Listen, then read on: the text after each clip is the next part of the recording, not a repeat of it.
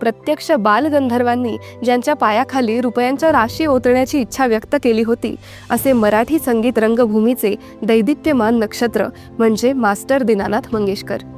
वयाच्या अवघ्या 5व्या वर्षी त्यांनी बाबा माशेलकर यांच्याकडे संगीताचे धडे गिरवायला सुरुवात केली.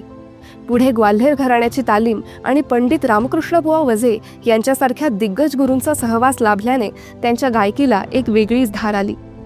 मंगेशी गावचे सुपुत्र म्हणून त्यांनी मंगेशकर हे आडनाव स्वीकारले, जे आज जागतिक स्तरावरील भारतीय संगीताची ओळख बनले आहे.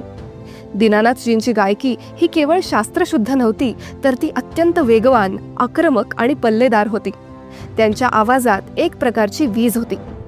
किर्लोस्कर संगीत मंडळीतून आपल्या प्रवासाची सुरुवात करणाऱ्या दीनानाथांनी पुढे स्वतःची बलवंत संगीत मंडळी स्थापन केली. दीनानाथजींचे आयुष्य संघर्षाने भरलेले होते. 1930च्या दशकात त्यांना आर्थिक अडचणींचा सामना करावा लागला, तरीही त्यांनी कलेशी तडजोड केली नाही.